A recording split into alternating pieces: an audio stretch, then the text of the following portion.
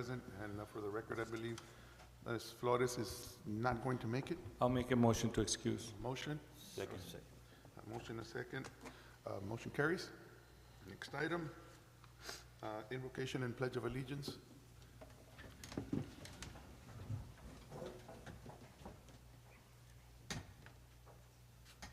Okay, we can bow our heads for invocation. Mr. Perez, would you mind Yes. leading us? Dear God, we want to thank you for all the great things that are happening here in Palmview, all the positive vibes and great resources that we're getting at the library, and great infrastructure activities that are happening within the next month. We want to thank you, staff. We're grateful for what God has done to the city. We want to make sure that we continue with a growth mindset. In the name of the Lord, we pray. Amen.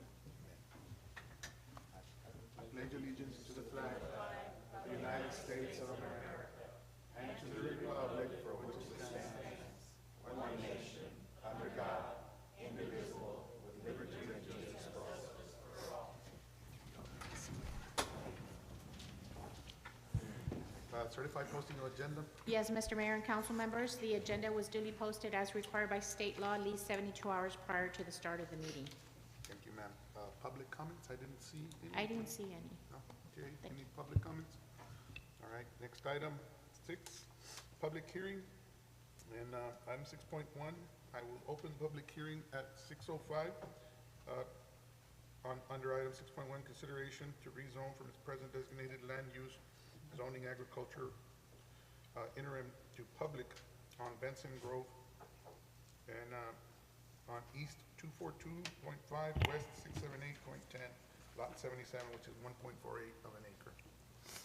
Yes, Mayor and Council. So this tract is located on the north side of Veterans Boulevard, approximately 550 feet east of Benson Palm Drive.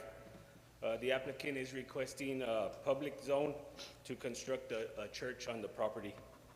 There were 12 letters that were sent to the residents in the surrounding 200-foot radius, and there have not been any letters returned in favor or against.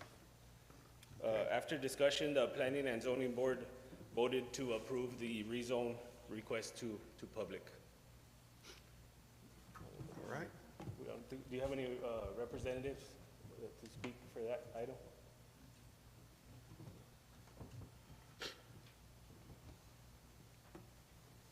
Anybody, Rudy? No, there's no one. Okay. Everything went well in the meeting? Yes, this Is item. this is the one right here by Next to the Tacos Preda. And the Across the street. Yeah. Taco Express? Yes, correct. Okay. All right. All right.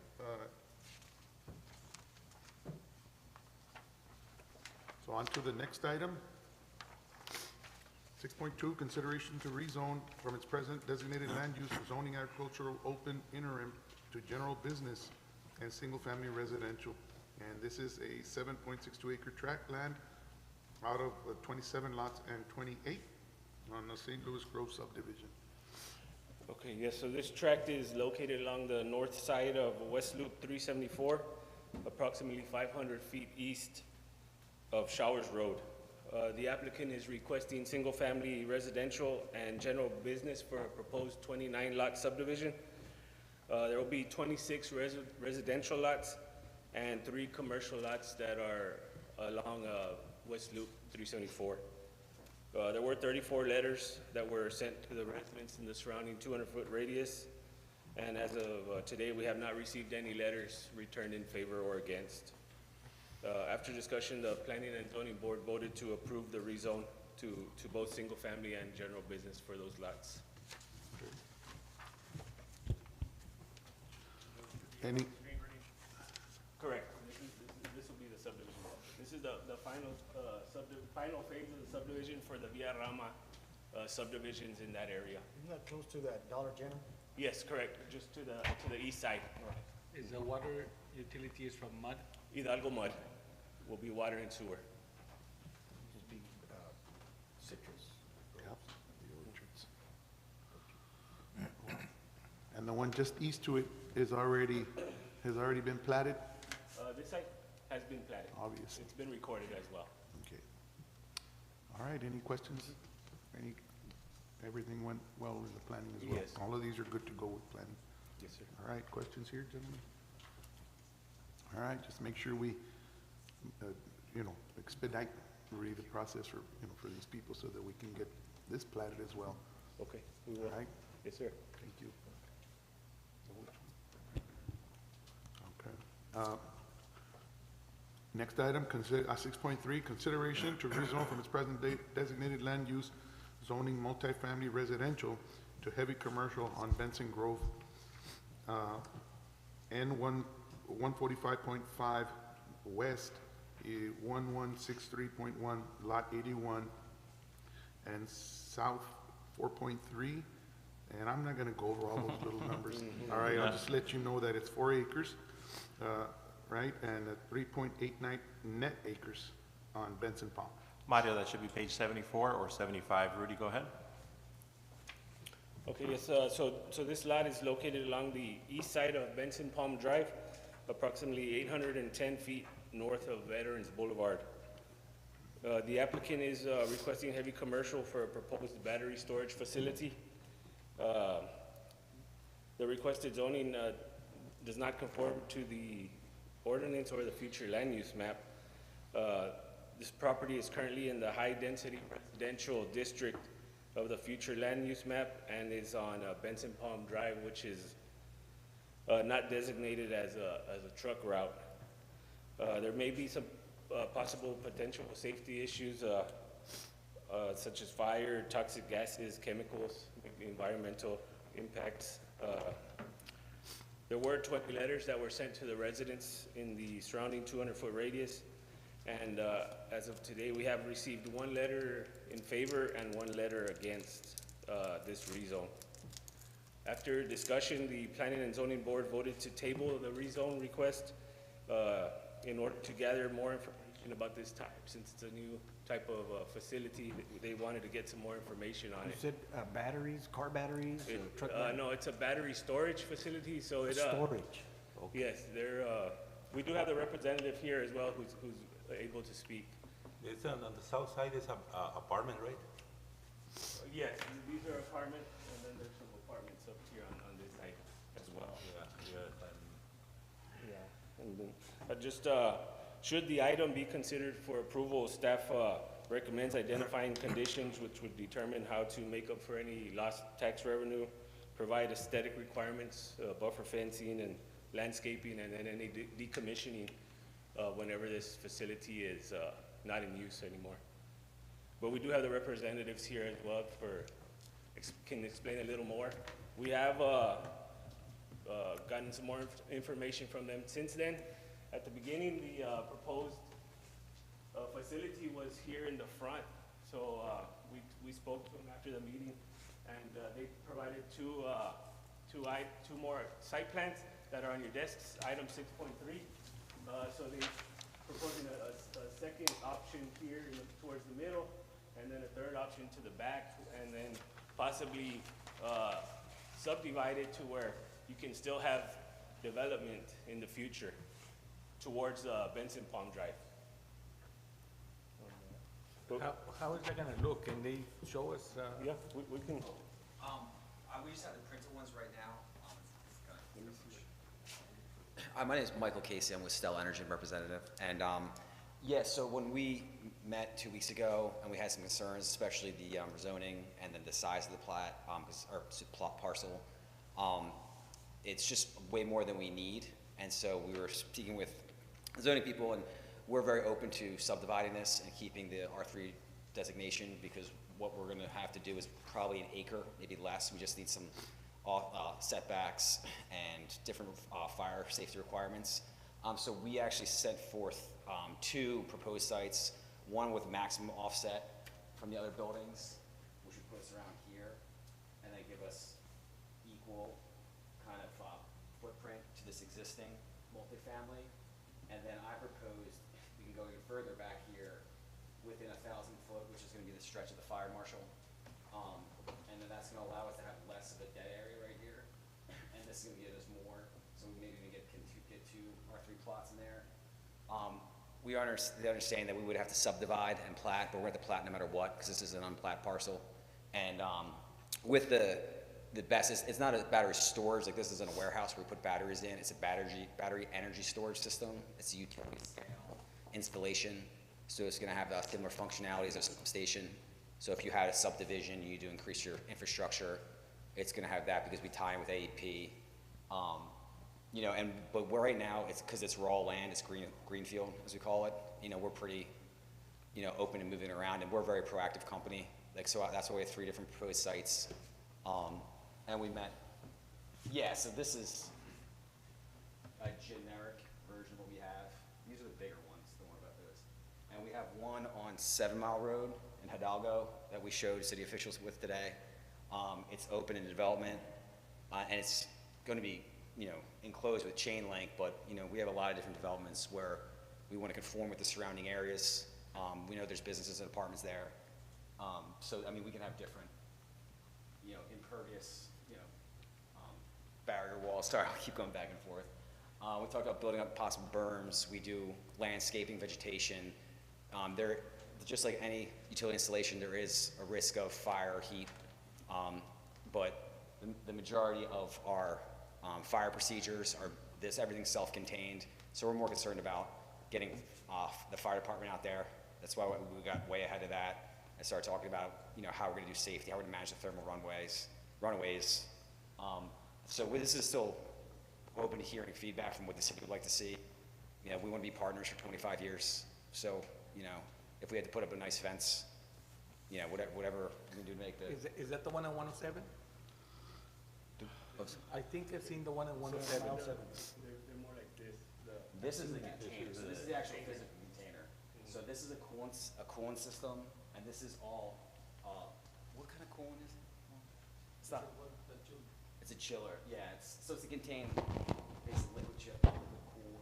These are the battery cabinets that come down here, and then there's these, could we go back to an actual rendering? So,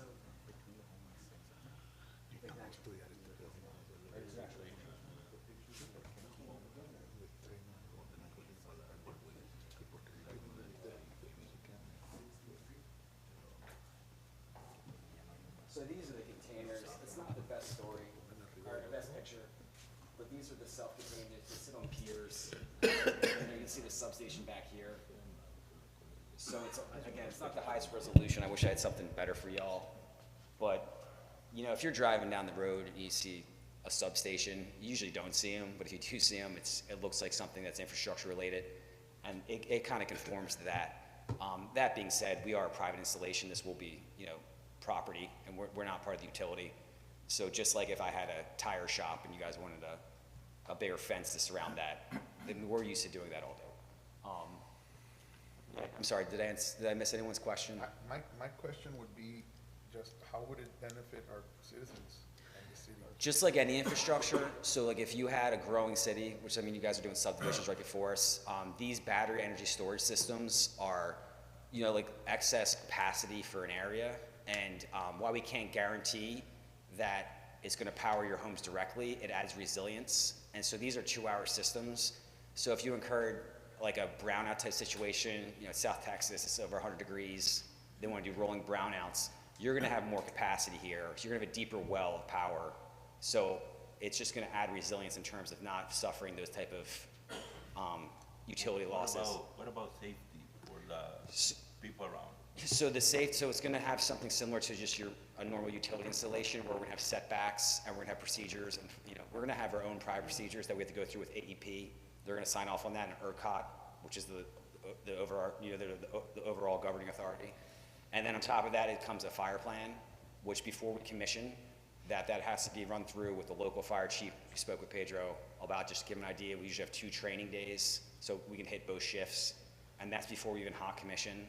So this is about a 12-month development cycle. So even though construction is only about 3 months, well, 3 months plus of zoning and development work in 3 months, there's a whole 12-month cycle. So we don't do anything quick.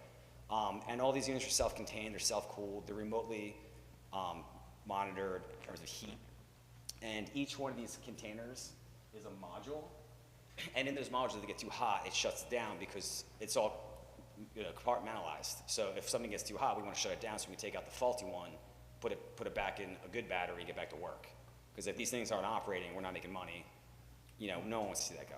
So you're saying if there's an outage here in this area, our people would have first dibs? No, that's not how the utility, I wish I could say that. It's, but basically the rating that we have is that the unit we have in Hidalgo County on Mile 7 Road should power the equivalent of 2,000 to 10,000 homes for 2 hours. And so I was talking to the guy today, there's about 15,000 residents around here. I don't know which way the grid goes. There's priorities. Obviously, hospital and emergency services get priority in the rankings with the different utilities. I'm actually a resident of Louisiana. They have their own first responders plans. Those are governed by ERCOT, pushed down by utility.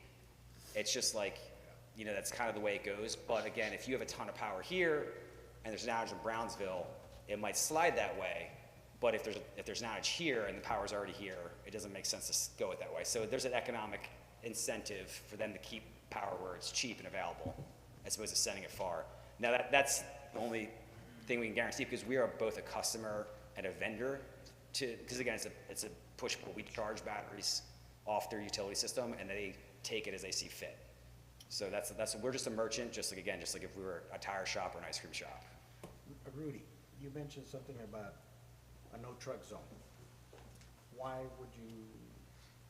did you mention? Just based on the zoning, if we go through that zoning, it would be open if in the future anyone else, I guess, purchases it or something. Yes, It's just for the Right. the explanation of it. Correct. And this is fairly new, right? These are fairly newer. About 2 years, about 10 years technology functioning in the United States, about 4 years in Texas. The owner of our company, the starter, he started the first project here in Texas. Our company's been around for 2.5 years, and we have about 11 projects active in Texas, and we have 3 within the. How did Palmview come about? So our business is driven by the utility needs, and so they need a couple things. They need load, so they need a city area, and they need a growing area, and then they need like an on-ramp, because these transmission wires, they're like highways. And so wherever there's congestion, they want to have more off-ramps and on-ramps to alleviate the infrastructure. It's a crude parallel, but it's useful. It's that you build where people are, and you sell people power. So that's kind of how it is. And then they also dictate where they want us to be to a certain extent. And there's in zoning constraints of population. I mean, just like sometimes it's just easier to build in certain places than it is others. Just to be honest. I would say, I would recommend we hold on and we get a little more, because see, all this is coming at us. Sure. And planning and zoning already, and I'll go ahead and, I'm talking ahead of myself, but I think I see where we're going with this. But Yeah. We'd like to learn a little more about it before we. And I'll stay for the rest of the meeting if we want to have more of a discussion. And I don't want to take up everyone else's time if we have anything else going on. So I respectfully, we'll wait. Yeah. But let's look at it. We're good? All right, thank you. Yes, sir.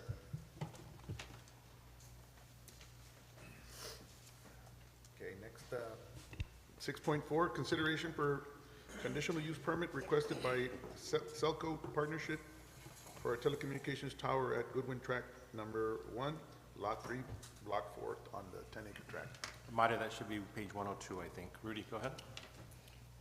So this tract is located on the southeast corner of Goodwin Road and Marla Drive. The applicant is requesting a conditional use permit for a wireless telecommunication facility. So this facility would include a 155-foot monopole tower with associated ground equipment on a 70 by 70 foot square leased area on the property. The property is currently zoned as agricultural, and it's within the low-density residential area of the future land use map. Property is currently an empty lot.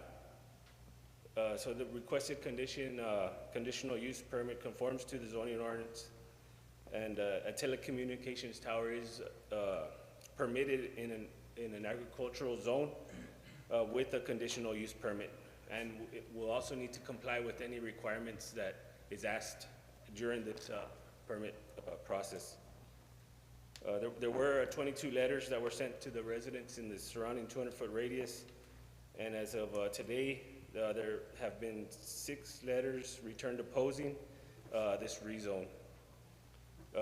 Staff recommended that this be a stealth tower, and as it's in a residential area, it's also recommended that landscaping be provided with buffer plant materials that will screen the site from the public right-of-way. And the access drive to the tower would need to be either asphalt or concrete, as per the zoning ordinance. After discussion, the Planning and Zoning Board voted to deny the conditional use permit request for this facility. We do have the applicant here who is able to speak, and we do have others also that are willing to speak. We have a handout as well that they've provided, so Mr. Louis Martin is here, and he's gonna speak to the handout. So we'll pass that out here. And I think we have it on the screen as well.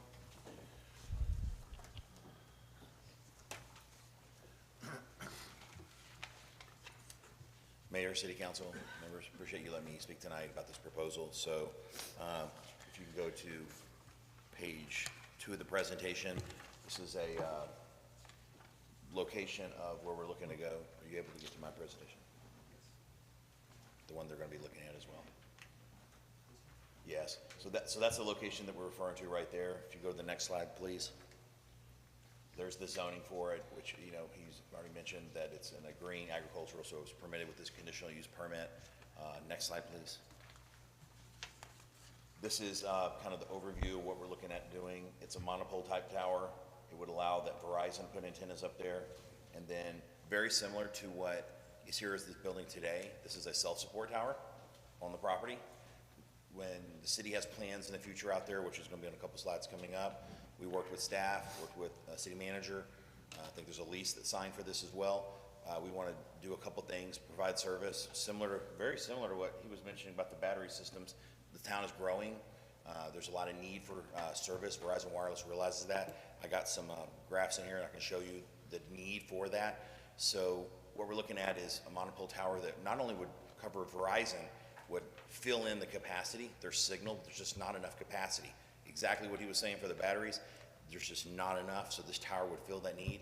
It'd be on the city property, so the city would get that revenue, and it would benefit everyone. So let's go to this next slide, please.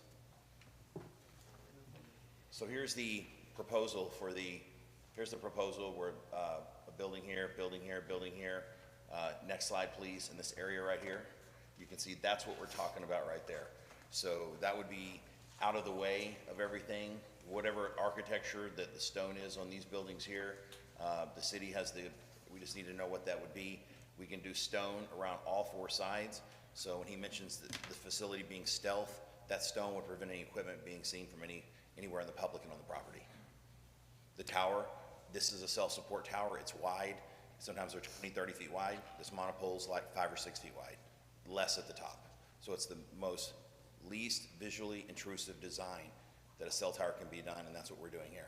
Why not stealth? I'll get into that in just a minute, and we'll talk about that. I would note that he did have discussions with the architect, Charlie Garcia, who was working on design for that property, and they talked about things of that nature. Yeah, and I'll just talk about it now too. So what happens is that tower there, they use a lot of lattice support. The monopole is just thick metal, so it's really thick going up. If we try to do a stealth design, it would wind up being fatter. The antennas would be on the inside, but antennas the signal cannot shoot through metal. It has to be something like RF transparent material, like PVC. FRP is what engineers will call it. Fiber reinforced PVC is what it is. So because it's PVC, that lessens the structural loading of the tower. What does that mean for the city? It means that our lease agreement says that the city could have antennas on that. So fire, police, EMS would have antennas on there for 0 cost for building the tower, 0 cost for leasing that on a yearly, annual basis. As long as the tower's there, has the right per the lease to put antennas on the tower at that section. If we put a self-support tower, the loading wouldn't be there. Just it won't work. So, all right, next slide, please. So this is the close-up of the area right here. Next slide.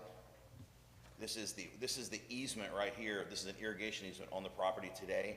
You can see how the building is outside of that easement right there.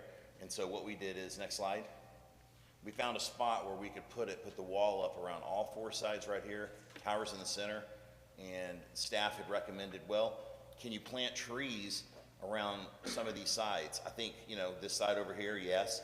This side in the south, yes. The west, if you want that there, we can do that as well. Just couldn't really do it right in front of the gate, otherwise we couldn't get in. But there's gonna be that stone wall that's there that's gonna prevent it from being seen from all four sides. All right, next slide, please.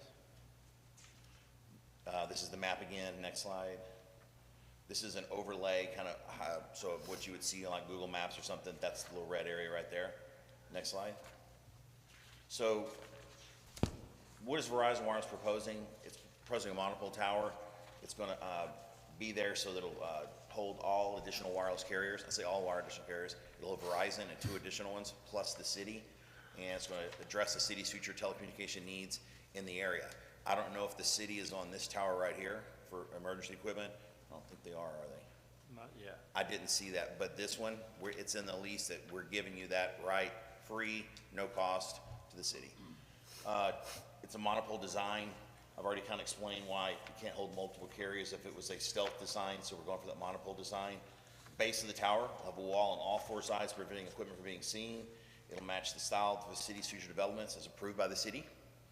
So the base of the tower will have walls on all 4 sides preventing noise from being heard from any adjacent properties. So there was talk at the planning commission that something about generators or you're not going to be able to hear those because they're whisper quiet. Any some type of compressors kicking on. Cell towers don't have compressors, so it's going to be really you're not going to be able to see the equipment at the base of the tower, and there's going to be no noise emanating from it. And last but not least is the city's going to benefit from the lease revenue, and the city will not be responsible for any cost of the construction of the tower, design, structural reports, installation, anything like that.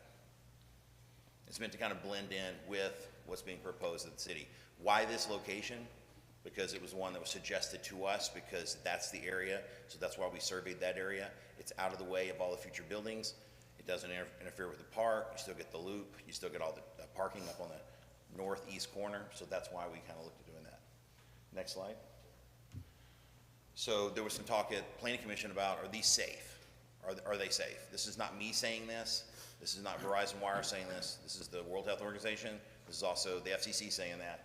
Their Office of Engineering Technology said, if this was a building and you're walking up on a building and sitting there touching the antennas, that'd be a problem.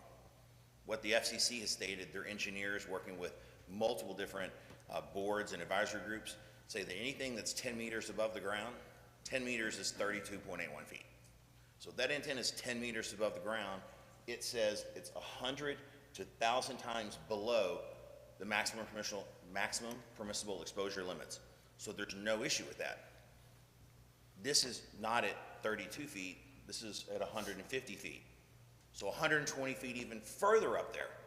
So this would be somewhere like 5,000 times below the level that is of concern to the FCC and the World Health Organization. And then I also gave the council, just for their edification and your benefit, 9 frequently asked questions and responses to these from industry experts.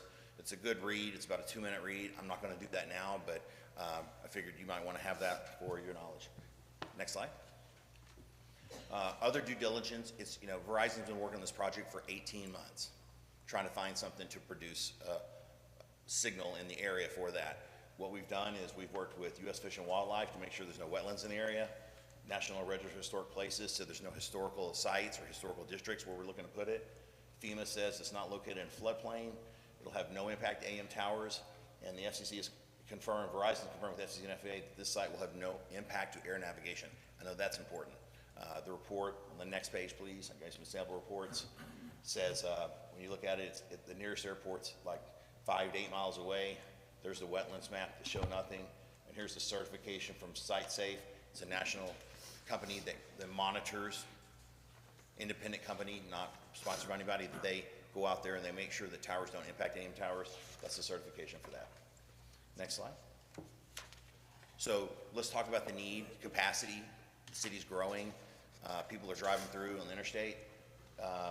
This is the current signal strength. So anywhere that it's blue and white is no service.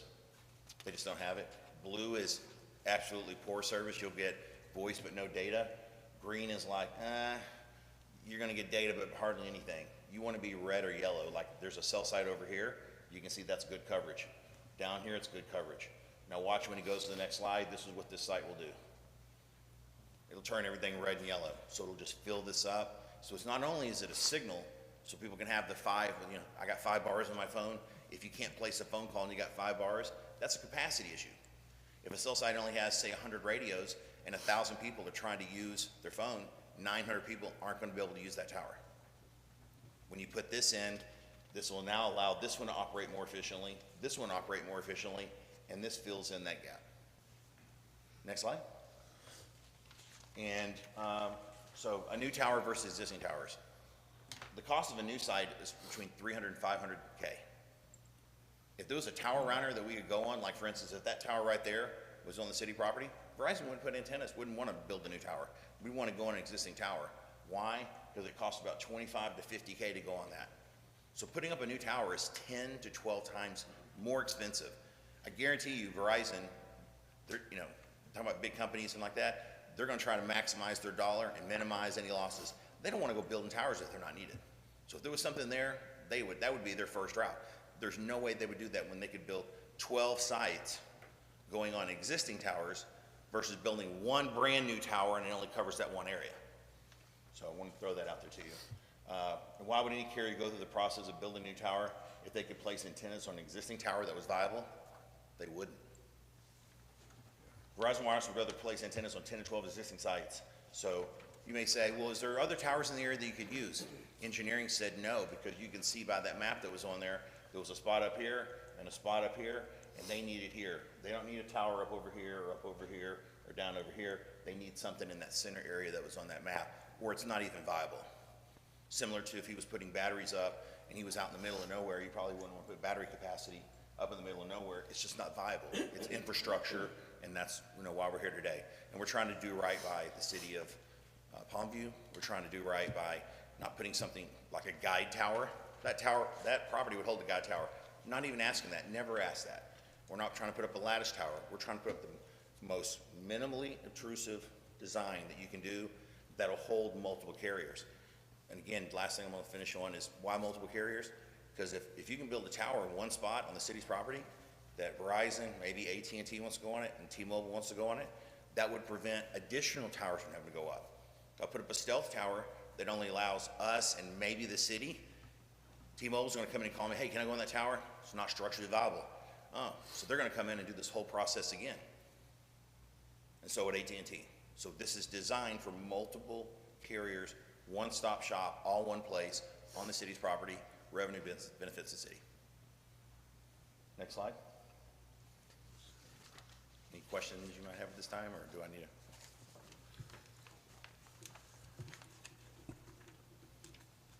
I appreciate your time this evening. I'll be glad to answer more questions if the need occurs. Thank you. Well informed. Any other questions? Questions, anybody? All right, item 6.4. We do have other people who would like to speak. Let me ask Rudy a question. Sure. Rudy, what was the reason it was voted down? I mean, what do the people that live in this area say? Well, it was a lot of the safety issues, Okay. the aesthetics to it too, as well. But we do have representatives here who are willing to speak about it. Oh, absolutely. Yes. We want to hear from you.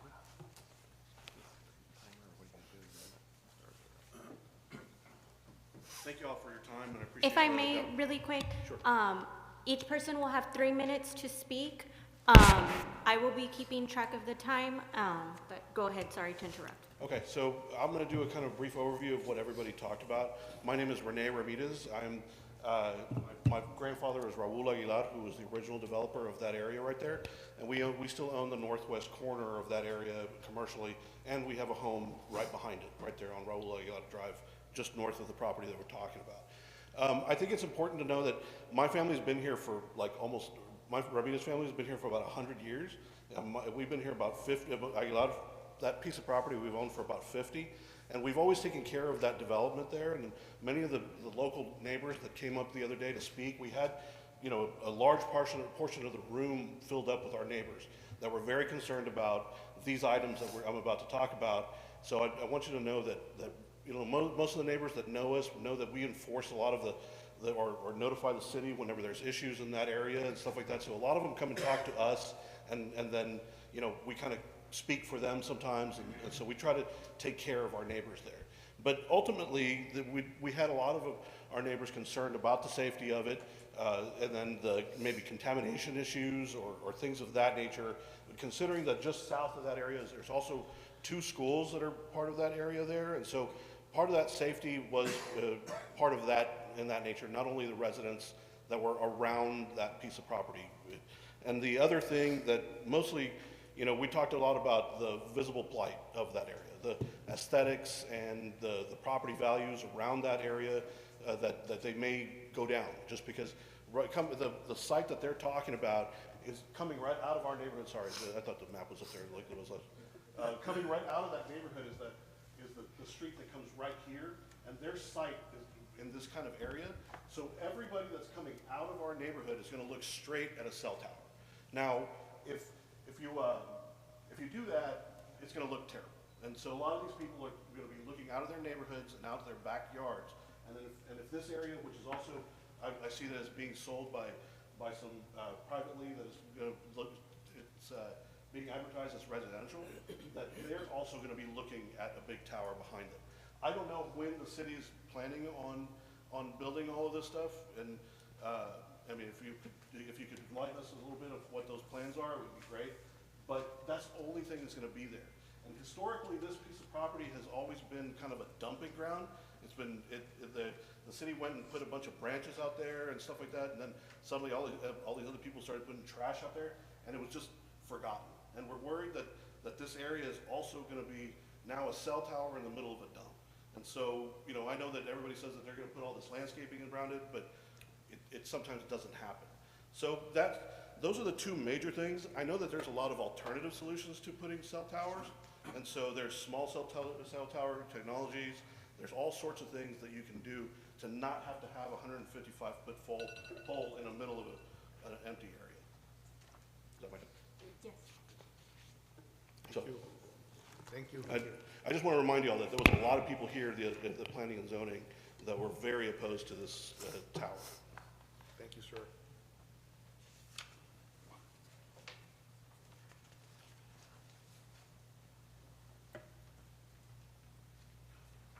Good evening.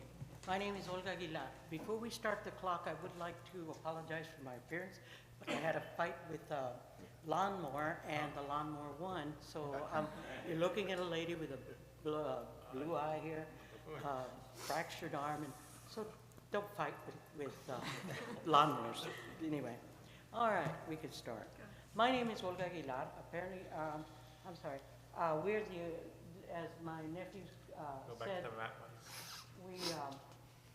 we own that property there, my sisters and I, and we become concerned whenever our neighbors and friends and people like that live around our community, they face us and they say, hey, why? The reason I believe is because my dad was the one that started this whole thing. Therefore, we kind of inherited it, and I'm trying to hurry here. Now, I've got a couple of questions, and I think this way. I don't think this way. So if you get one thing, you may get something else.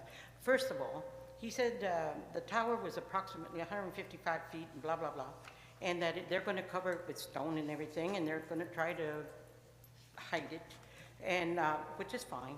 But my question is that last time he said something about palm trees. Well, I've never seen a 155-foot palm tree to cover where they're planning on putting it, to put it. My other question is, the city had wonderful plans for a police station, a fire department, a park, a library, and everything. Everybody was looking forward to it. I don't know if you know enough, but Mr. Villarreal, they're wonderful plans. And so we have been looking forward to it. As a matter of fact, every time we talk, it's basically about that. Now, the cost, I believe that things like that, they do, the city makes money to better our city and everything, and I can understand that, but not at the cost of people in there. The other day, accidentally, I went down, I was coming down Mile 2 down here, and I saw a tower out there that, and I can understand that the grass was like that high, and I thought, is that what I want to look at? Is that what everybody else wants to look at? But what really caught my eye, even around there, was nobody was living around that one on 2 Mile Line. You can go look at it and drive through there, and you can see it if you can through the grass. But anyway, that's your fault. Anyway, but you know, we need to be aware that that area there is wonderful. The communities look wonderful, and you're doing a great job on them and everything. And putting a tower there kind of spoils it. There was, I wanted to know if he said something about the FCC having reports about it being okay. If I'm not correct, please correct me. These reports, where are they? And how will they affect ours here? What's it going to do? Did you give them a report on the FCC thing? Anyway. I'll go there and address all of that. Okay. See, because I'm not an official person like that. I'm sorry. Okay. Thank you. Thank you very much for listening. Is there anyone else before the applicant comes back up? Okay, Mr. Martin, you can come back.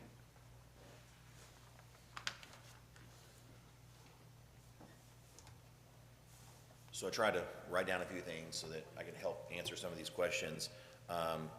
You know, as far as the safety goes, again, also including that packet is a structural analysis for the tower, showing that it's going to be perfectly safe, stamped by 2 engineers. They said that looks good. As far as like the school being to the south, you know, we're not going on the school, we're going adjacent from it. We actually put these on schools. There's a lot of school districts, I'm not talking about the Dallas and the Houstons, a lot of the smaller schools are saying, can you put one on our school because we want the revenue?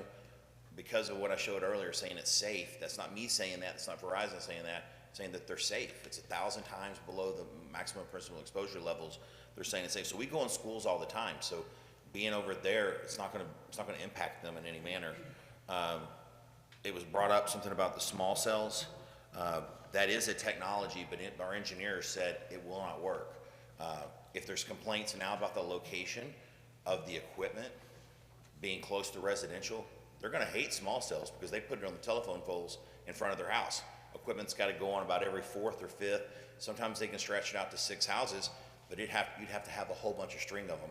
Engineering said it's not practical. Even if we littered the area with it, it wouldn't give us the height we need. So the dirty little secret about small cells is it'll work in an extreme urban area where buildings are up and you can try to do something like that, but it doesn't give you the heights to reach adjacent sites. It's meant to be a standalone. Small cells are standalone. They work their own miniature system. And Verizon doesn't need that. They need it to link up to the 2 adjacent sites on the maps that I showed. Impacting the future development. That's the last thing Verizon wants to do. Verizon never came in. It was me working with the city. We never said, this is where we're going to go. We said, where would you like us to go? What makes the most sense? And what can we do to make sure that it blends nicely? Kind of like the tower that's right back here. It's going to be smaller than that. The tower won't be stone. The base around it will be stone to match, so you won't see the equipment. So that's what we're referring to. So we're trying to match what the proposed facility is for what the city's looking to do there. And something about palm trees. We never mentioned this being a palm tree. It was just something about stealth. You may have kind of thought, okay, stealth is a palm tree. It won't work because of the loading capacity we discussed earlier. And I just kind of want to go back again.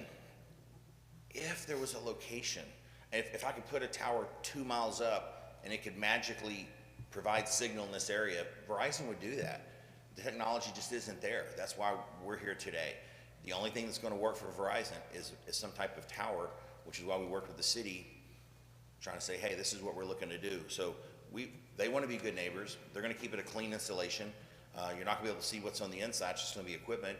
And as far as the grass growing up like that, it's going to have rocks in there. The equipment's going to be nice. They're going to make it maintenance free. If the city has any problems with it whatsoever, there's a number you call Verizon, technician comes out, he addresses it usually within 24 to 72 hours. So we just don't foresee that case, because that's the last thing Verizon wants to do is get written up in the paper that, hey, this tower did this and that and whatnot, because it looks ugly. They want to make it look nice, because they want to work with the community, and they want to do something that's going to benefit everyone. Any other questions the councilor may have for me? Mayor, if you'd like, this might be a good opportunity for us to talk about the city plans for the property, and I can speak to that without speaking to the tower at all. Marty, there's a slide that showed the property layout, and yeah, thank you, Esther.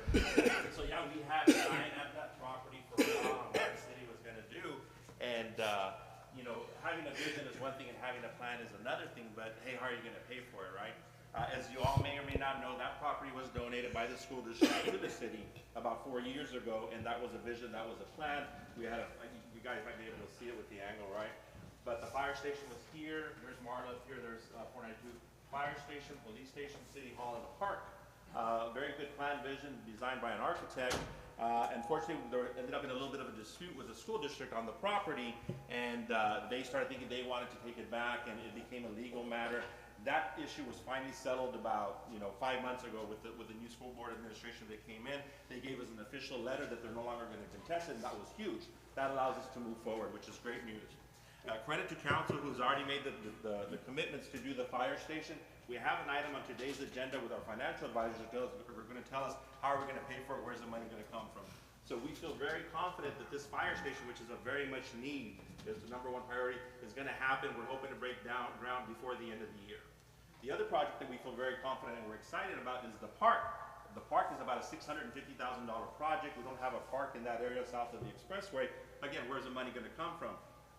Last year, we were awarded by the Valley Baptist Legacy Foundation a grant for $500,000, which again is huge. So we don't have to rely on taxpayer dollars and your dollars. The bulk of it's going to come from a grant. But they wanted a letter from the school district that said, hey, that property issue is settled and it's over. So we got that letter from the school district about 3 weeks ago. We sent it over to them. They were good with that. They gave us a green light to move forward. If we're lucky, we'll be able to start the park as well towards the end of the year. The next ones after that will be phase 2 is our city hall. We're going to have a discussion a little bit about that. I think that's probably looking at maybe a year out or so.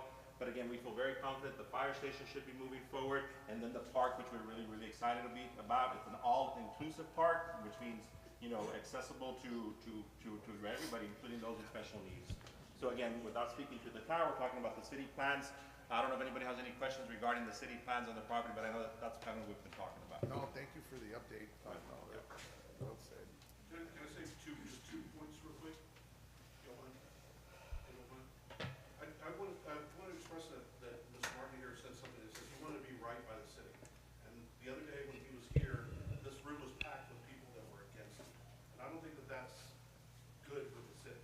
Because the city is not just these council members, but it's also the people that live in that area. And so I want to make sure that that's clear to him when he says that.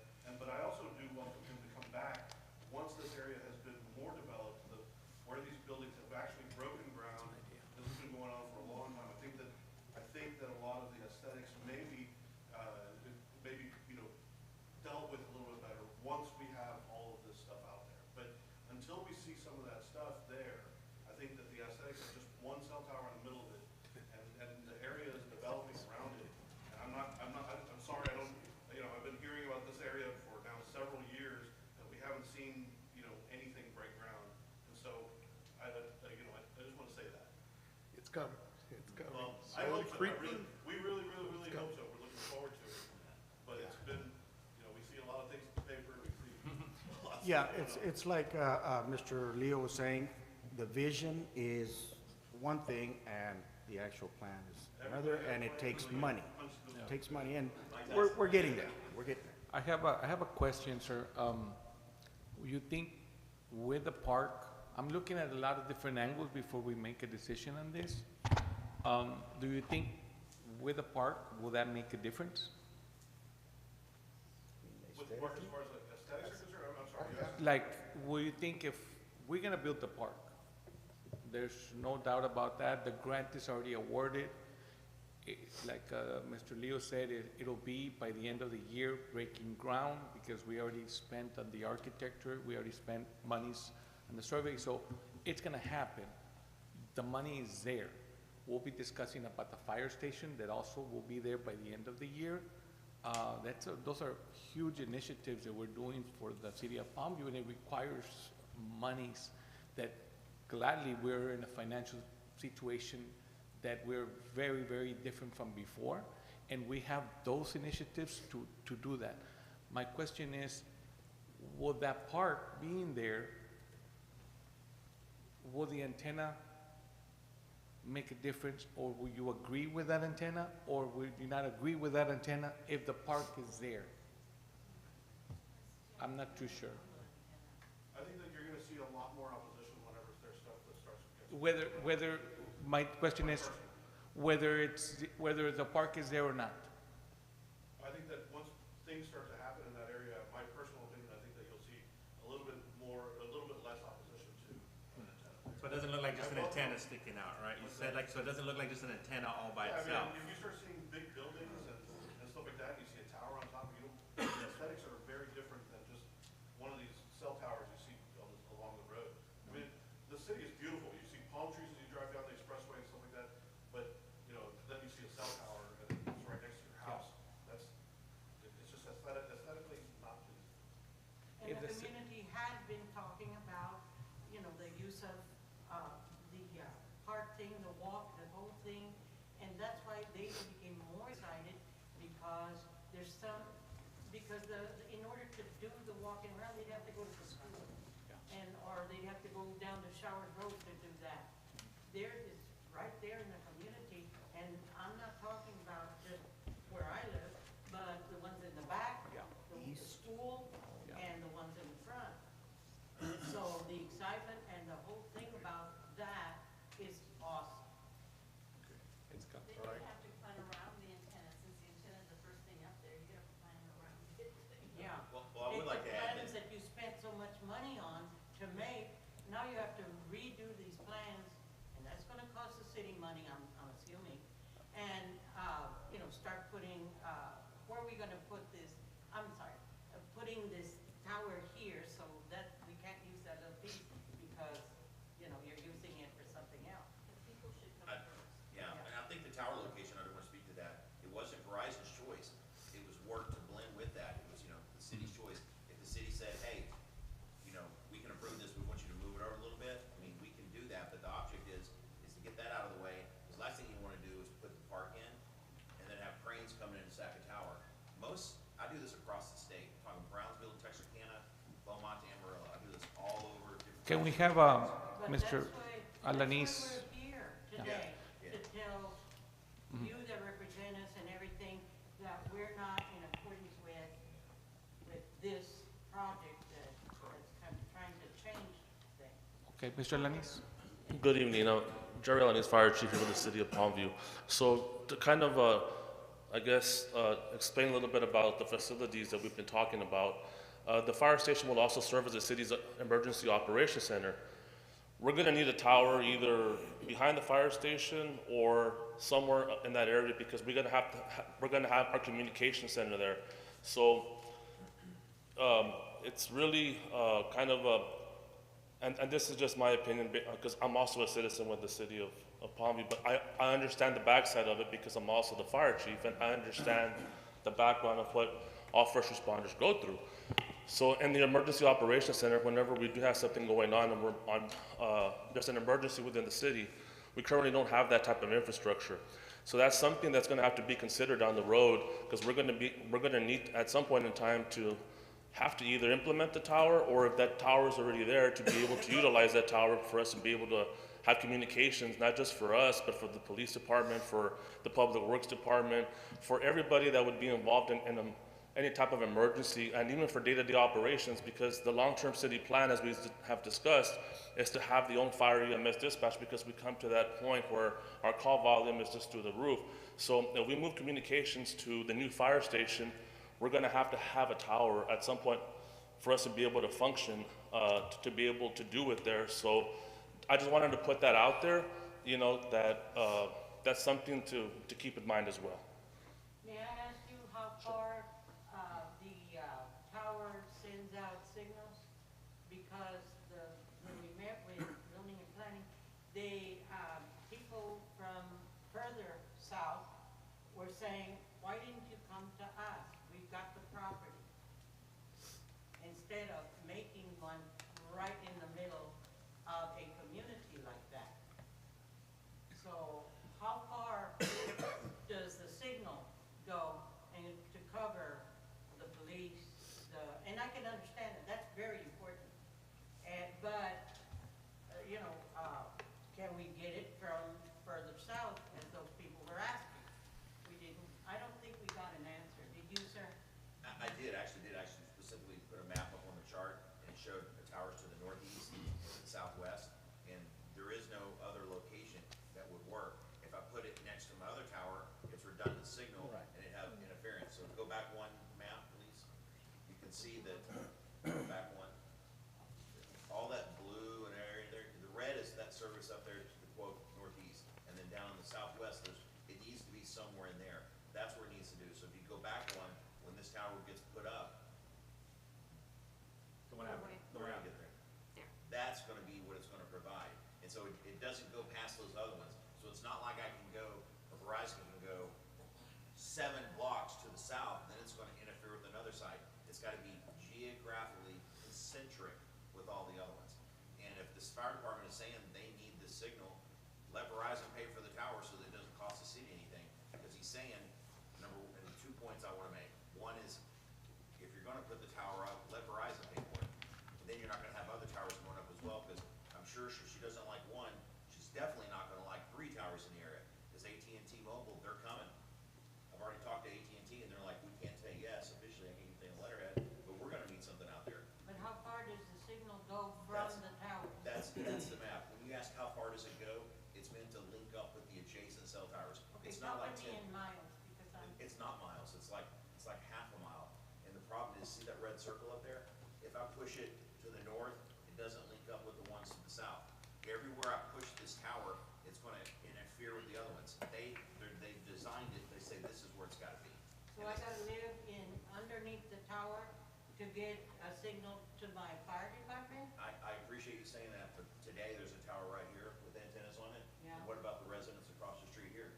It's Well, already they're sitting precedence right for it. under it, right?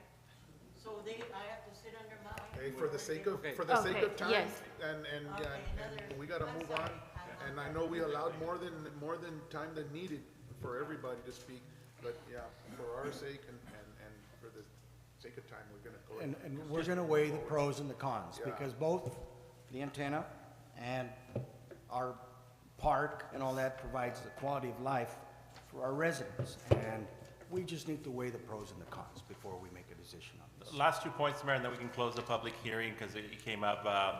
The architect, the city architect was actually in communications with them, so they already took it into consideration in the design and the layout of the park. And the architects actually told them, look, you know what, you can't put it there because it's going to interfere with the walking trail. It's going to interfere with this.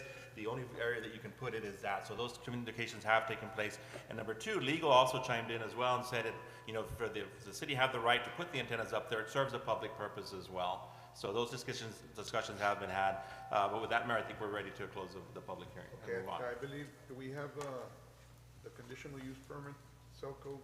That was what we discussed right now, Yeah, 6-4. correct? Yes, So we're at it's the 6-4. And we are now at the end, And- 6.4. Good discussion, and that's what meetings are about, guys. That's what the democracy, our democracy is about. So we can put it out, and then at the end, it'll be on us to make the best decision for citizens and for everybody involved in this process as best as we can. So thank you for your professionalism and your kindness and for your passion as well on everybody's side. So at 7:02, I close this public hearing. Next item, Mayor, on 6.5 and 6.6, I would like to make a motion to approve those 2 items. I second that. motion a second. Any questions? Rudy, we're good with the, okay, all in favor, signify by saying aye. Aye. Anybody opposed? Motion carries. Next item, 6.7. Mayor, on 6.7 and 6.8, I would like to take it to executive session. Second. We have a motion to go into executive session. Questions? All in favor, signify by saying aye. Aye. Anybody opposed? Motion carries. Next item, consent agenda. I have a motion. I would like to make a motion on consent agenda. Second. Did we address 6.8? Yeah, we Yes, can do yes, that. six- We'll take it. 6.7 and Okay. 6.8 will be in executive session. Thank you. Okay, so for consent agenda, it's item 7.1. 7.1, 7.2, 7.3, and 7.4. Four. I had a motion and a second. Any other questions? All in favor signify by saying aye. Aye. Any opposed? Motion carries. Under new business, discussion and possible action on the ratification of the memorandum of understanding between the LRGV, Lower Rio Grande Valley Workforce Development Board Solutions, and City of Palmview. I would like to make a motion on 8.1. Second. Can you give us information on Yeah, that? real quick, as you all know, we had another wonderful event this morning recognizing the contribution from the workforce development where they contributed computers to the library. We had a beautiful event today. I know Commissioner Perez was able to attend and Mayor Pro Tem Mr. Hernandez as well. The media covered as well, and Irma covered it on my behalf as I was at another meeting. But again, another great thing happening here with advancements of the library. This memorandum of understanding just kind of solidifies that agreement where they were giving us the computers and serving the public. All right, thank you. Anybody else? Anybody else have anything? Thank you over on helping us with the library and everything that has been going on with the transition. Just keep, you're gonna make that little, a lot of bright minds are gonna come out of that little library. Thank you for your services. Very excited. That's what we want. Thank you. Item 8.2 under new business. Mayor, if we can pass on that item, we'll go on to 8.3. We didn't vote. Oh, we didn't? Motions on 8.1? Motion and second. Any other questions? All in favor, signify by saying aye. Aye. If nobody opposed, motion carries. We're Go gonna to skip 8.2? 8.3. Yes. 8.3, recognition on audits for the police department performed in June. Need to go get the handouts for the other one.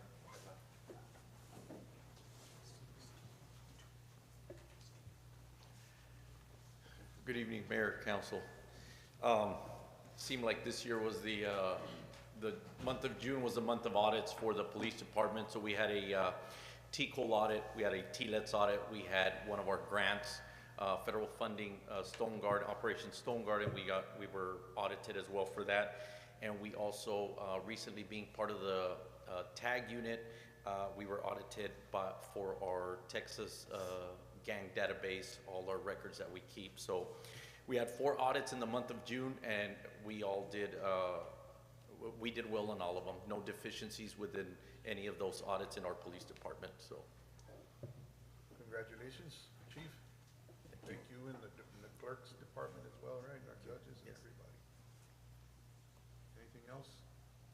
You're standing there like you're waiting for, I think I got one more next. I'm next again. okay, so, no, there was no vote there. 8.4, discussion and possible action on the interlocal agreement between Mission PD and Palmview PD jails for jail services. Pretty much this interlocal agreement, this MOU is pretty much the same. I think the only one thing that changed that I had discussed with Chief Cesar Torres from Mission PD, that he took it before his counsel and his legal, was we did not put an end date on it anymore. It's more kind of like indefinite or until as needed for us, that they will be providing this service of housing these prisoners. So that was the only change on this MOU, due to the fact that, you know, we're still contemplating with the. I'll make So a that was motion. the agreement. The agreement was until as needed. As needed, yes, sir. I'll make a motion. Second. Got a second. Any other questions? Thank you, Chief, and Yes, we'll be talking more about that as we get into the next year's budget. Yes, sir. Thank All you. right, thank you. All in favor, signify by saying aye. Aye. Anybody opposed? Motion carries. Next item, 8.5, discussion of possible action of a resolution authorizing publication notice of intention to issue certificates of obligation resolving other matters pertaining to thereto and providing for the effective date thereof, staffed by our finance department. Welcome. Good evening, Mayor, Council. I'm passing out a presentation. It's similar to the one that we had at the workshop a couple weeks back. No, thank you. Yes, as I mentioned, this is similar to the presentation that we had at the Saturday workshop about 2 weeks ago. Again, David Gonzalez with PFM Financial Advisors. We're financial advisors to the city. With me is Kerry Trell. He's your bond counsel with Cantu Hardin Montoya. I'm going to go ahead and get started on the presentation. There's a bunch of slides that I'm not going to waste time on. If you jump over to slide number 3, this lists all the city's debt, certificates of obligations. You have tax notes. You have a series of about 10 series going back to 2018. And the principal amount you have outstanding is about $9.8 million. If you jump over to the next page, again, this is just kind of shows you your overall principal and debt service payments in a bar graph. The very next slide, which is slide number 5, this is just giving you a snapshot of where you all are today on your interest and sinking fund, on your debt service. So working from left to right, columns 1 through 9, you have your property values in column number 2. In column 3, we have a conservative calculation there showing no growth. Your existing principal and interest payment on all of your debt service. On number 5 and 6, we have your self-supported enterprise dollars and your MDD contributions that are helping subsidize some of your debt service payments. And then in column 7, we have your net debt service payments with your required tax rates in column 8. So column 8 is your INS tax rates. It's just your interest and sinking fund, doesn't include your M&O. The different projects that you all have been talking about for several weeks, one of the ways that we're talking about financing these projects without a large impact to the taxpayers are by restructuring some of your existing debt. And the example I gave is, imagine having a 15-year mortgage payment and you're stretching it out to 30 years. So your payment's going to drop, thus allowing you to layer in some capital projects without having a much higher payment. And that's how we're doing this. That's how we're achieving this. So the bonds that we're taking out and restructuring are the bonds on this page, on page number 6. So starting from the top down, we have certificates of obligations from 2018.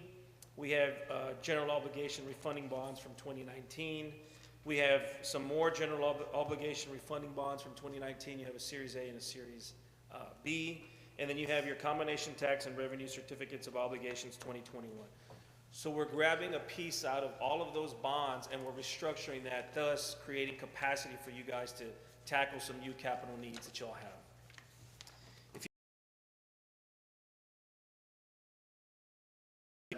This is the wish list that you all have. We're not going to finance all of these items. We just kind of wanted to give you a max case scenario to show you what your entire wish list is and what that would cost.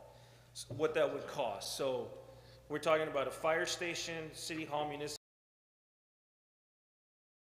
multi-purpose park fund, existing city hall repairs, greater equipment, contingencies, and some bay repairs. All of that comes out to about 18.4 million. And again, this is all just for discussion purposes as far as this slide goes. This is just to show you what all of your wish list looks like. If you jump over to the very next slide, if we were to actually finance this entire wish list of yours, again, and I know last time the font was really small, so we tried to kind of improve on that a little bit. So starting from the left to the right again, we got your property values. We have no growth in your NAV growth, which we know every year it's been increasing by a minimum of about 7 to 10%. The column right next to that, we have your existing debt service. Now we have your refunding savings by taking out certain bonds and restructuring that debt. That's right there in the column refunding savings. And the one right next to it where we have the 2024 CO debt service, that's principal and interest for the entire 18.4 million. Okay, so now we have your refunding, your restructuring plus your wish list at 18.4, and then you have your total debt service requirements right next to that. So that's all of your existing debt plus the restructuring plus the wish list of 18.4 million. The two columns after that, you're subsidizing some of your payments by your MDD contribution, and then you have some bonds that are being offset by solid waste, and that's what's kind of taking care of those payments. So now you go to the far right, and you're like, okay, what is this gonna cost us from an interest and sinking fund? So for 18.4 million, plus restructuring your debt, the last column on the right, the second number there, you're looking at 4.3 cents. So if we didn't try to restructure anything, you'd be looking at something closer to about 22 pennies just on your INS to tackle all of this. But by restructuring some of that debt, you're looking at 4.3 cents. So this, again, this is just to show you guys a max number, and then what we're gonna do with your administration, your staff, and yourselves, as we get closer to actually pricing bonds, we're gonna keep sharpening the pencil as to, okay, what exactly are the items we wanna tackle, what INS tax rate increase are we actually comfortable with, and that's something that we have about 30 days to decide on. That's not anything we're gonna decide on today.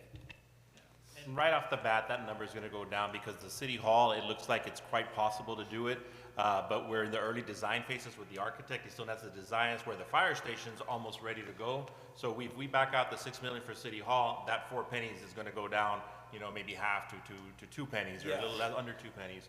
As we get closer and closer to zero. And again, we're looking at other revenues where rather than increase the INS rate, maybe we can reduce our M&O rate, our maintenance and operation.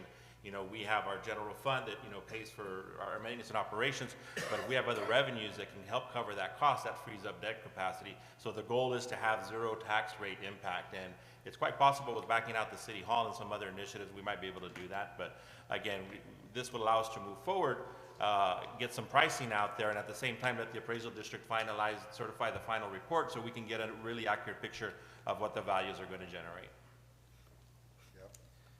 So if there's any questions, I'm happy to answer any questions on this specific page before I jump over to the last slide. Again, as Mr. Leo mentioned, just backing out the item that he just mentioned there, it drops the total amount from about 18 to 12. And the 12 is right around 1.5 cents, 1.5 pennies. You're still able to knock pretty much everything out on that list. I would real quick recommend, once we get into our budget here in the coming weeks, come back with a little more detail. I know Sure. we're kind of getting overview and see where we can land. 18, 12, 16, 15. Absolutely. Maybe 10 or 9. Yeah. No, but yeah, just, we're gonna call you back in so you can give us, go into more detail. I have a question. Yes. On this page 8, based on, this is based on what we need for the 18 million, right? Payment, right? Yeah, right in the middle of that slide where it says 2024 CO debt service, that's the wish list, principal and interest. However, that's with everything here. Yes, on page 7, yeah. Yeah, the 18 million, page 7. So right now, the plan is for the fire station? Yes, fire station is priority. Yeah. So the fire station, and is that part for the multipurpose park funds? Is that part of the? That's, we're looking for the grant because the park's about 640,000, and we're getting $500,000 in grant, so our match. Is that it? Yes, Okay, yeah. good. So that's what I thought. And so that would, we probably say we want to do it. We need to, Yeah. yeah. Definitely. Yes. So what my thing is, I don't know if you can just delete some of the other stuff and then just have that to kind of look at, see what the payment would be for that. And then possibly adding, I know we're gonna need trucks. But for City Hall, it's gonna be a little tougher. I think we had talked about those two I don't know, trucks. was Yes. that discussed in the budget as well? We did in the about workshop. Three weeks ago in the workshop. The city hall? Yes, the 6 point, yeah, we did.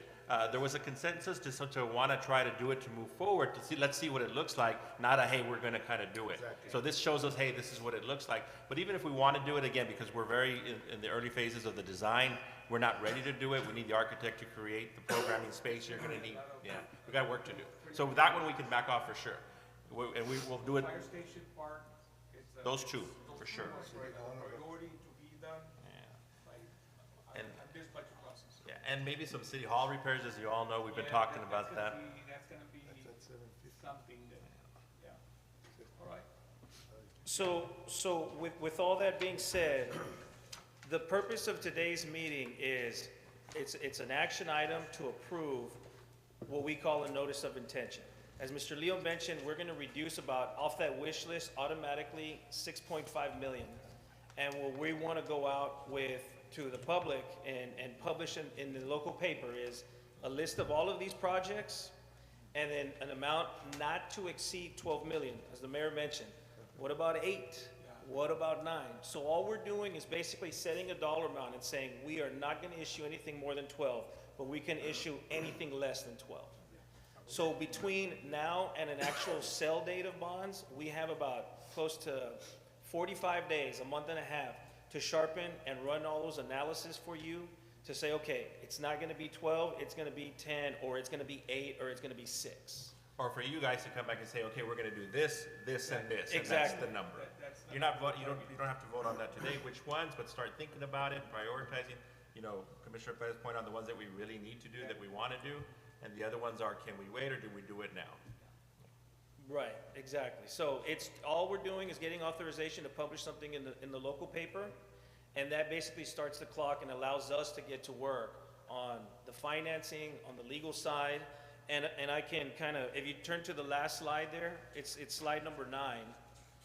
Once we have that action, today we're here, regular scheduled meeting to approve a notice of intention.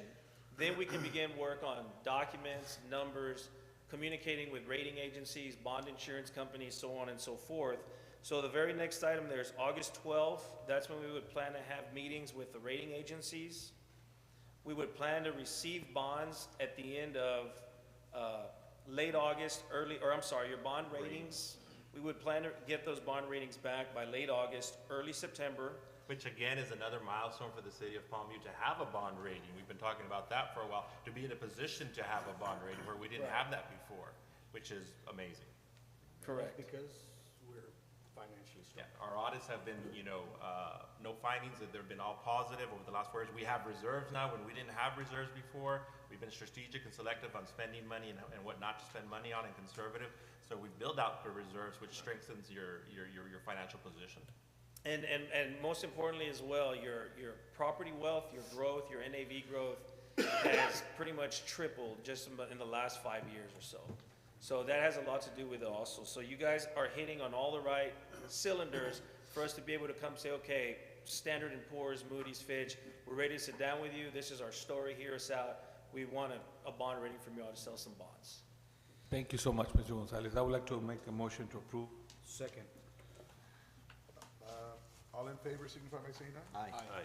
Anybody opposed? Motion carries. Excuse me, Mr. Mayor, if we can take a short Sure. break for 2 to 3 minutes, so we can change out the recording. Thank you.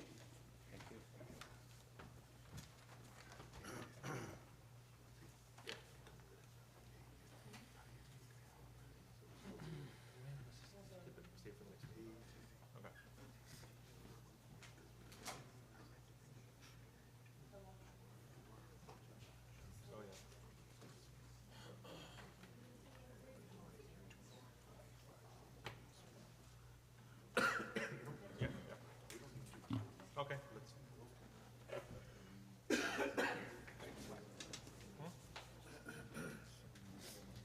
thought it was gonna be a quick meeting, man.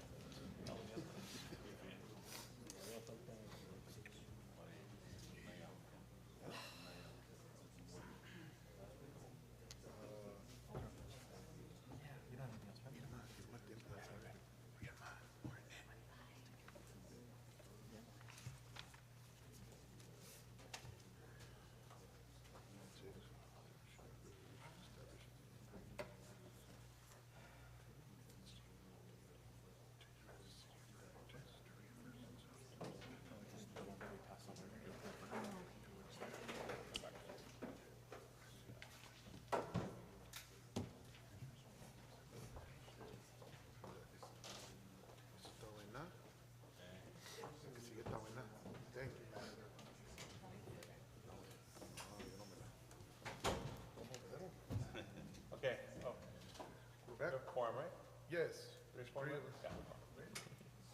Yes. All right, so on to item 8.6, discussion and possible action of a resolution establishing the intention of the city of Palmview, Texas to reimburse itself for the prior lawful expenditures of funding related to acquiring, constructing, and equipping various city improvements from the proceeds of one or more series of tax-exempt obligations to be issued by the city authorized purposes, authorizing other matters incident and related to thereto, and providing an effective date. Staffed by our finance department. Go ahead, sir. Mayor, city council members, Kerry Trail with Cantu Hard Montoya, San Antonio, serve as your bond lawyer.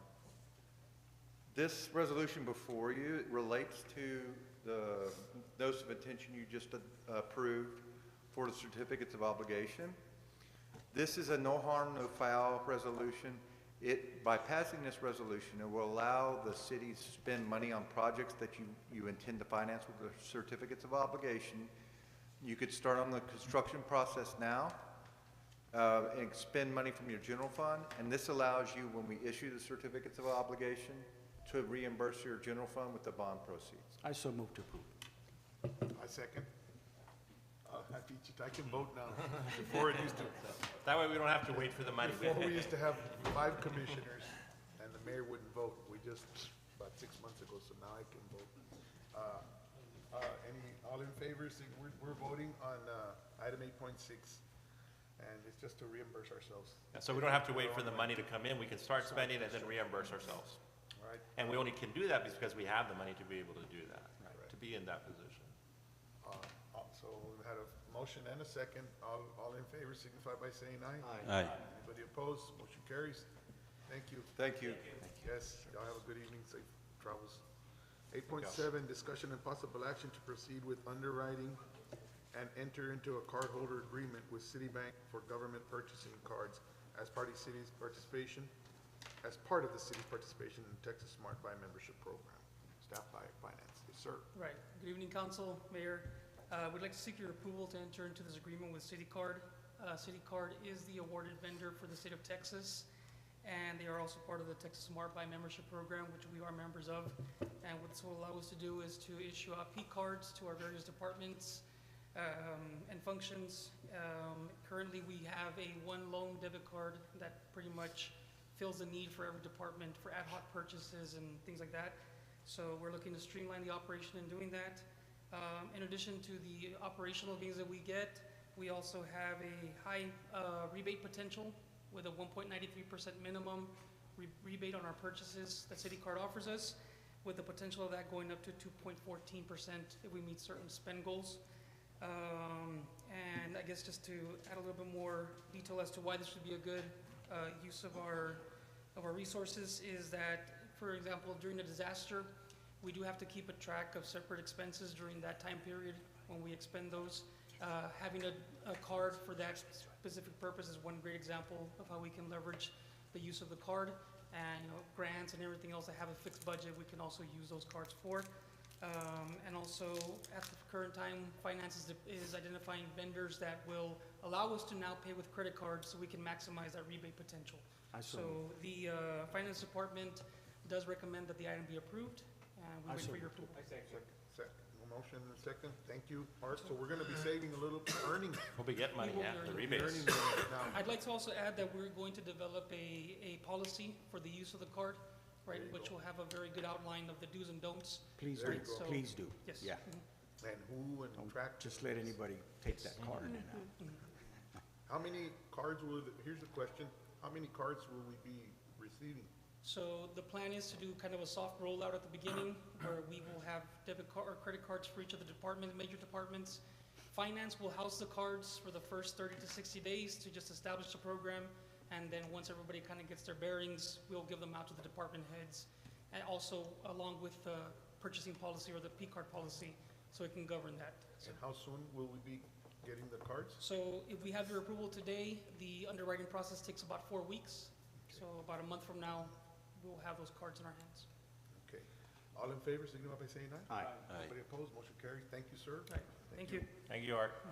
8.8, update on feasibility study for certificate of convenience and necessity, or CCM, for water Water and Watershed Services. Staffed by our City Attorney. Yes, Mayor and Council. On this one, this is about retaining the CCN rights with Awasad. We did reach out to the consulting firm that did this same project with the city of Seguin. We are talking to them about prices and all of that. Right now, we are looking at dates for a standalone workshop so that they can come in and inform you guys.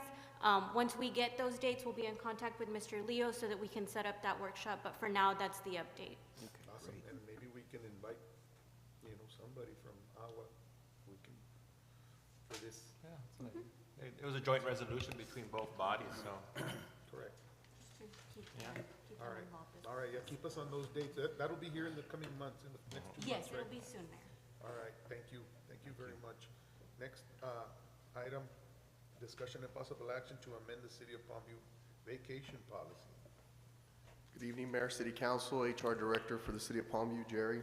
The current vacation policy was last updated and approved on April 2nd of 2019. So we recognize the need to update the policy to better align with current workforce trends, improve employee retention, and streamline administrative processes. HR department, along with city department heads and various workshops that we've had, we recommended changes to the council through the workshops and designed to enhance the satisfaction and work-life balance for ensuring operational efficiency within the city of Palmview. One thing to note on the finances side, this is very important. The city did decrease the maximum vacation payout upon separation from 160 hours to 120 hours for all employees, full-time employees. This change is expected to result in cost savings for the city when we report our financial for audit purposes. So instead of reporting 160 hours, we'll be reporting 120 because in return we gave more leave or more vacation benefit to employees. So now we're encouraging employees to really use the time and take some time off to really disengage and protect them from that mental, the mental landscape of things and what it requires from the job. So. Okay, so do we have we're not removing days or adding days or anything like that, right? So we went from employees now, instead of waiting an entire year to get 2 weeks of vacation, now employees for their first 5 years of employment, they get 2 weeks of vacation. After 10 years of employment, they get 3 weeks of vacation, and after 15 plus years, they get 4 weeks of Retention incentive. vacation. Stay with us and. Yeah. I'll make a motion. Second. Any other questions? Okay, my question is, I know we also worked on, the reason I asked is working days. I know we try to align ourselves with the county. As far as vacation days, yeah, we approved that during our budget process or beginning of the year, and yes, we aligned with the county's thing. That was my question. Yes. Oh, and I think, so we had already done that. I think the one that we added was June. We added 2 holidays, which was already, we took that policy about 2 months ago, 3 months ago. We added Cesar Chavez Day and Juneteenth. Yes, there you go. All right, any other questions? All in favor, signify by saying aye. Aye. Anybody opposed? Motion carries. Item 8.10, discussion and possible action to amend the City of Palmview attendance policy. So again, HR department has identified, along with directors, identified areas where we felt that we needed to strengthen up our attendance policy. A lot of people think that just because they have the sick time and they have the vacation time, they can take all day or they can miss so much, but we still required, to have an attendance policy, not create undue hardships within the departments. So I added additional language and easier language for department directors and supervisors to follow and what steps they need to take as far as in the due process when addressing attendance issues with employees. What percentage of the time are we talking about here? Like 90% of the time, 95% of the time? Very, very, very seldom, it's not. Yeah, because if you can't be here 90% of the time, then we don't need you. Yeah, you start seeing the pattern, you start recognizing the pattern, and supervisors start recognizing the pattern. They come to HR, hey, what do I do? And it's like, okay, well, let's review the time. And now this will give us a better process, policy process to follow, to educate the employee. Ultimately, we want to educate the employee. We don't really want to we don't want to jump to write-ups or anything like that. This is what it's going to be like? I see our antenna guy and our battery people right? Kind of looking at each other, nudging each other, so I'm sure that this They're only employers. happens here with us. I'm sure it has nothing to do with you all. The battery guy. All right. So, yeah, we're just trying to keep a tight ship, run a And tight ship. with just our- to note, these policies were actually vetted by legal, so that's also been approved by. I'll make a motion. Second. Motion second. Questions? All in favor, signify by saying aye. Aye. Motion carries. Thank you. Mayor, for items 8, 11, 8, 12, if you want to take them into executive session for consultation with the attorney regarding those contracts. Sure. I'll make a motion to take 11 and 12 to executive session. Second. Motion second. Questions? All in favor, signify by saying aye. Aye. Anybody opposed? Motion carries. And, we want to go over monthly department. Just updates really real briefly, quick. again, they're part of your handouts. We do have department heads available. If anybody has any questions specifically, I do want to point out on the fire department, Chief spoke about it briefly, the call volume, we've talked about it with, specifically to the ambulance services. Chief, if you may, real briefly, you shared some stats with us here administratively on a national level. How do we compare on a national level regarding call volume here in Palm View? I got this after the fact, because we got it after we submitted packets to you all. Thank you, sir. Did you highlight So- somewhere there? so- That's too small, I can't see. Yeah, it is kind of small. But, Page 3. they reached out to us to participate in a national survey on career departments that run fire/EMS. And this is kind of a brief overall survey from career departments, not just in Texas, but throughout the nation.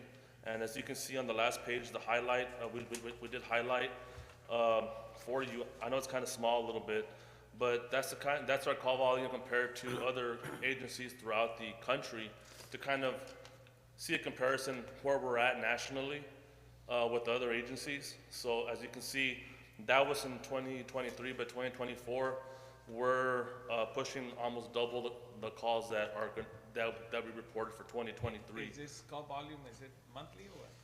It's yearly. The 2,398? Correct. That's yearly, and right now we're on pace to hit about 4,800 calls, which is 4,800? yeah. So if you look at 4,800 calls on the survey, we're in line with pretty much calls that come in to the bigger cities that are on there. As far as the busiest ambulances, stations and stuff like that. So that's just how much service area geographically that we service. Not necessarily all in the city of Palmview, but within the jurisdiction that we are tasked to service. Right. So, Outside of the service, correct. outside of the city, and. Correct, right, that's all, our service area as a 2,400 whole. a year, about 200 a month. That's quite a bit. But that's with this About 6 or 7 amount. a day But almost, if you saying we have Double, about shoot. 4,800? Yeah, it's right, This 'cause coming year? this coming year, correct, yeah. That's what we're on pace to hit. So that's about 350, 400 calls? Calls a month, more or less, which is very busy. Just to kind of put it in perspective, the city of Mission runs about 580 calls, so we're not that far behind them, and that's because they're, a pretty good sized city, so. Yeah. In comparison. So I just wanted to share that. They actually reached out to us, so we actually submitted our information back in January, and this came out like literally like on Friday or Thursday, something like that. So Just make sure that you take care of your staff.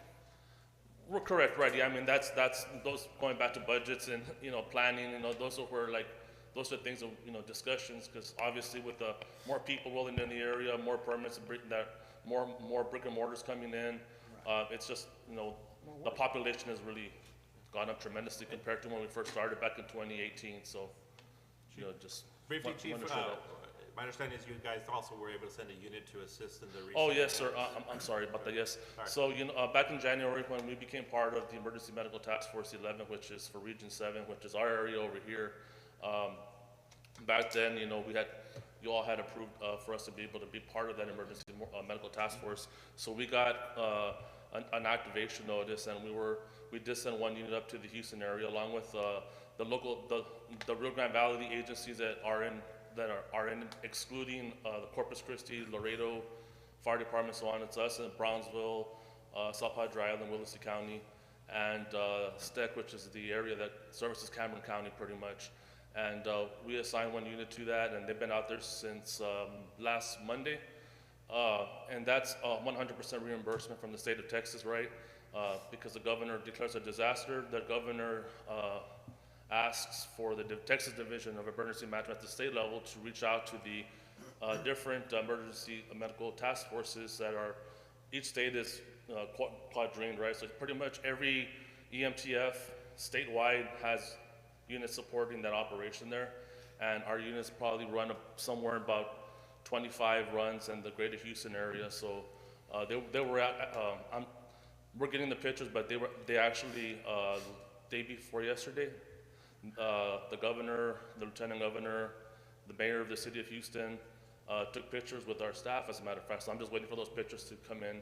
And they do send they did send down through their liaison, they wanted to express the gratitude to all the agencies that are involved. So thank you all very much on behalf of the city of the mayor of Houston, Mr. Whitaker. And he did want to say, thank you all, not just to us, but to everybody, and for us to be able to assist. And yes, it is 100% reimbursed on the expenditures that are incurred as a result of deployment. So just FYI. Last thing I want to touch on, Mayor, thank you, Chief. Planning and zoning, we've been talking about the food truck at the park for a while, waiting on AEP and our engineer for the survey, and that took some time. So we opened it up, said bring your own generator for now if you want to get going. We've been trying to recruit. We're proud to report that our first food truck should be, it's parked there already, should be opening, if not tomorrow, sometime this week.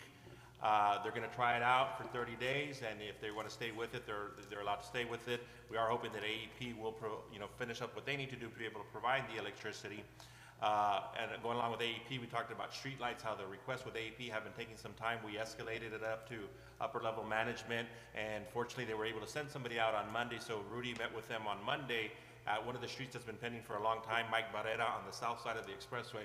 They were there on Monday, so I think they already have a layout as well. So we'll be able to be moving on these streetlights again, because I know we've been wanting that. They were tied up because of the hurricanes and the weather events and poles that went down, so there was a shortage, but they're back on track. So again, that's all we have on as far as the departmental level, unless anybody has any questions for our department heads. How many pending lights do we have on streets that we're waiting on AEP? Well, we have like Greenway. There's several. Greenland. Some on Greenland, but there's several that are still outstanding. Probably about, I guess, 4 or 5 requests. Have that for us, Rudy? 4 or 5 Have requests. that when here in the week, we're gonna have that, budget. Okay. Have that for us, and Okay. and just keep on them. I know there's all kinds of storms and things happening out there that they just leave, right? They leave us here, so, and that's part of it. When I say they, is the AP and whoever. Yeah, they send their resources up north. So sometimes, we're just kind of waiting for things that we've asked, but just keep on them and. Okay. I'll put a list together for that. Have that list so we can know, so we can Okay. keep our Yes. citizens, and where the areas are with Rick, with, The numbers. GIS. He'll Yeah. give you a We'll good map- GIS of map it out. what, and maybe let the citizens, the people where they're needed here, we haven't forgotten about you. But they're coming, and it's not, you don't go up there and put the lights on the pole, the company Yeah, does. we did start a map that identifies all the areas that don't have lights. Correct. So we can show you that as well. All right, Very good question. Thank you, Rudy. Our drainages and all that, we're good. So storm, we missed that thing was coming right toward us. So, thank you, Jesus, and I know we need the water, but sometimes the unanswered prayers are also good, huh? We need the water, but not the way. Yes, so, that barrel just took up north and just keep we might get another one, we don't know when, right? But just keep those drainages clean and take care of those little things like that need to be addressed continually. Cesar, thank you, Cesar. Any other questions? Our Boys and Girls Club, I saw that somebody made one of our teams. Oh, the baseball. Baseball team also made it to the other round of the World Series. Mr. Lugo? Mr. Lugo, That's be not hiding the back there, sir. expectation. We see you.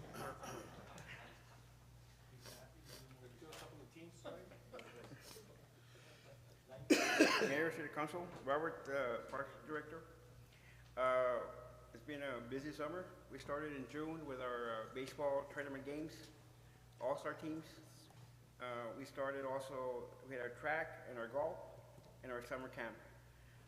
We're starting this week our summer leagues for baseball, soccer, basketball, and flag football. And on the baseball side, we still have teams playing.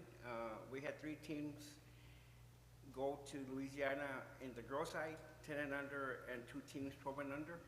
One of our 12 and under teams came in second place. They lost in the championship game. The other 12 and under team came in third place on the softball side. We had a team of 9 and under boys baseball that went to the zone tournament in Portland, Texas this past weekend, and they came in first place. So they advanced to the 9 and under World Series in California. So they should be flying out of Houston on Thursday.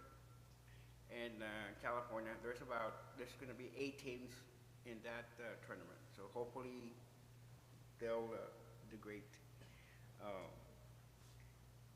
On the 6 and under and 8 and under all-star teams, which are pretty strong also, they start in Louisiana on the 17th. That's also their World Series. They came from playing in the zone here in the Valley, and they both came in first place. And they're pretty strong. We also are sending our 18 and under and 16 and under teams to the zone tournament in Laredo. They also start on the 17th, and then the winner of that tournament goes to the World Series in Laredo. And last but not least, we have 2 also very good teams in the 14 and under, which is they're going to be playing in the zone tournament in July 25th in Louisiana. For the past 2 years, we've had one of our teams win that tournament and has gone to Pittsburgh, Pennsylvania. We have 2 teams out there this year that are also very strong, so it wouldn't be surprising if one of our teams does win again. So it's been a very good year so far as going deeper into the playoffs, and hopefully one of our teams can win the whole thing. We were close with the 12 and under girls. They came in second. And like I said, we have the 6 and under, and 8 and under, and the 14 and under are also pretty strong. So hopefully one of those teams will come back and they'll win it all. Good. Thank you so much, good Mr. frame of mind Lugo. there. That's what we need to keep with those kids. Keep them busy. Thank you, Mr. Lugo. Thank you, sir.